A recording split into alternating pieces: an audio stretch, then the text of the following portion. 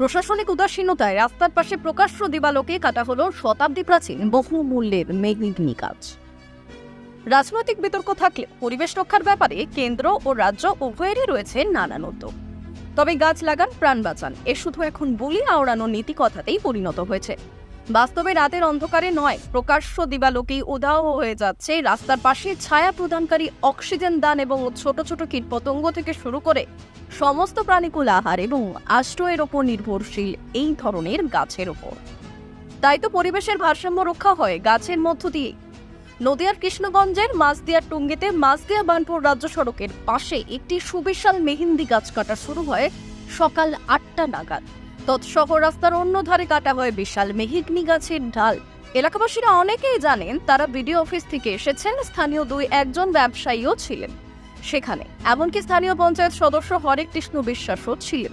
তাই কারোর আর সন্দেহ হয়নি, সকলেই ভেবেছেন হয়তো ব্লক সমষ্টি উন্নয়ন আধিকারিক অফিস থেকে এসে কাটা হচ্ছে এই গাছ। কিন্তু এলাকারই 2-1 সচেতন নাগরিকের সন্দেহ হয় বিষয়টি নিয়ে। এরপর তারা ওই পঞ্চায়েত সদস্য হরেক কৃষ্ণ বিশ্বাসকে জানতে চাইলে তিনি কোনো কিছু বলতে চাননি। তার উপস্থিতি অথচ তিনি কিছু না বলায় তখনই সন্দেহ আরও প্রগাঢ় হয়।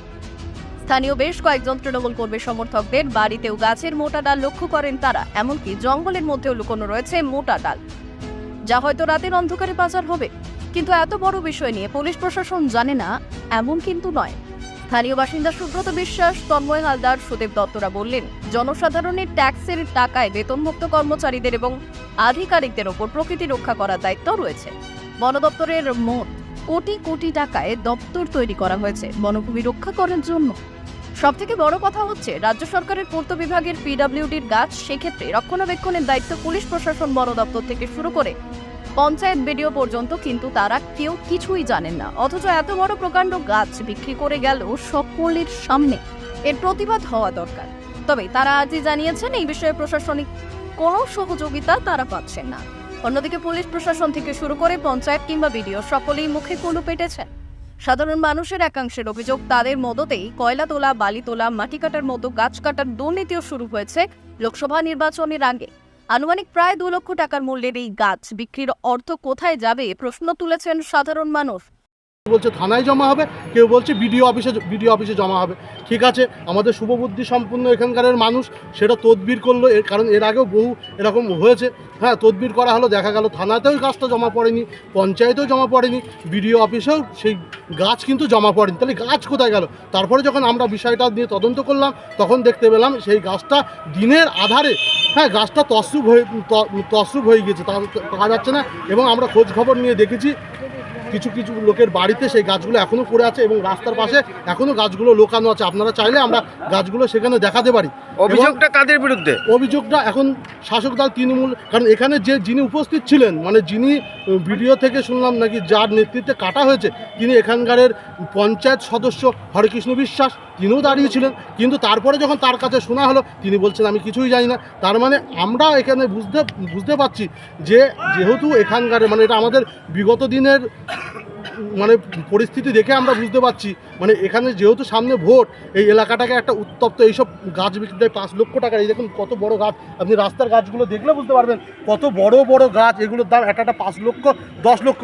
এবং আমরা হয়তো যেহেতু কাঠের ব্যবসাদার না, আমরা কিন্তু অতটাও বলতে পারছি না, আরও এর থেকে মূল্য বেশিও হতে পারে।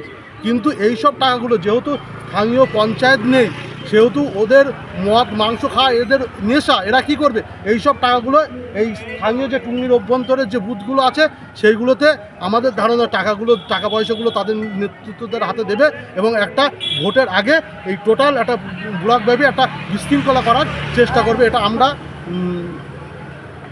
আমাদের মনে হয়। সেই জন্য আমরা পুলিশ প্রশাসন এবং বিডিও সাহেবকে অনুরোধ করব এবং পিডব্লিউডির ম্যাডামকে অনুরোধ করব এবং নির্বাচন কমিশনকে আমরা অনুরোধ করব যাতে আপনারা মানে ব্যবস্থা নিন যে এই কাঠগুলো কোথায় গেল বা কি হলো, তদন্ত করে যারা এই কাজের সঙ্গে যুক্ত তাদের উপযুক্ত শাস্তি আপনারা দিন, না হলে অসুবিধা আছে। আর আমরা অন্যদিকে পরিবেশ রক্ষার দায় শুধুমাত্র নাগরিকদের, সেই প্রশ্ন ঘুরপাক খাচ্ছে সমস্ত কৃষ্ণগঞ্জ জুড়ে।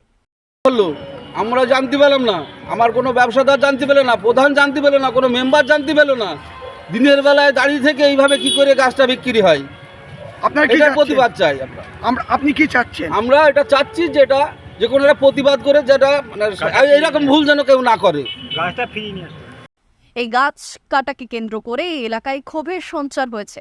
গ্রামবাসীরা জানে না, বাজনঘাট গ্রাম পঞ্চায়েতের প্রধান সহ কোনো সদস্য জানেন না, কৃষ্ণগঞ্জ পঞ্চায়েত সমিতির সহ সভাপতিরাও জানেন না। তবে জানে কি? প্রশ্ন একটাই, আমার ভাজনঘাট মিউজিয়াম পঞ্চায়েতে আমাদের এখানকার গ্রামবাসীরা অভিযোগ করে যে এখানকার একটা গাছ কেটে নিয়ে গেছে মেহগনি গাছ। তা এদের কথা মতন অভিযোগ পেয়ে আমি সঙ্গে সঙ্গে বিদ্যুৎ স্যারের কাছে ফোন করে জানি। তা স্যার আমাদের আশ্বাস দেন যে ঠিক আছে, আমরা দেখছি গাছটা কী পর্যায়ে আছে, কীভাবে গেছে। এছাড়া আমার কিছু জানা নেই। আমার তো জানা আছে এভাবে তো কাটা যায় না, গাছ কাটতে হলে তো একটা পারমিশন লাগে, পারমিশন করি তারপরে। আপনাদের পঞ্চায়েত থেকে তো কোনো পারমিশন নেই? পঞ্চায়েতের কোনো পারমিশন আমাদের আপাতত আমার কাছে জানানো হয়নি। আমাদের মানে প্রধানের কাছেও জানানো হয়নি? প্রধানের কাছে জানানো হয়। পঞ্চায়েত সমিতির সহ সভাপতি অনুপ দাস বলছেন তিনি জানেন না, বিডিও অফিস থেকে কোনো টেন্ডার হয়নি। তিনি জোরের সঙ্গে এটাও বলেছেন, গাছের বিষয়ে সমস্ত দায় দায়িত্ব ফরেস্ট ডিপার্টমেন্টের। আমরা এই বিষয়ে জানা নেই, গাছ কাটার বিষয়ে এলাকার বাইরে ছিলাম তখন, আমি তো জানি না কিছু বিষয়ে।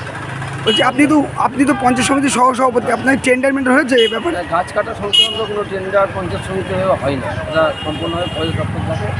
তো আমার কাছে যে আমি যা খবর আছে ওকে কোনো কিছু হয়নি, আর টেন্ডার পঞ্চায়েত সমিতি হয়নি, আমরা জানি না বিষয়টা। এলাকাবাসীর প্রশ্ন, নির্বাচন কমিশনের দপ্তরের আধিকারিকরা দেখুন এই বহুমূল্যের গাছের টাকা কোন রাজনৈতিক খাতে ব্যবহার করার জন্য কাটা হয়েছে। ব্যুরো রিপোর্ট, উত্তরের প্রহরী।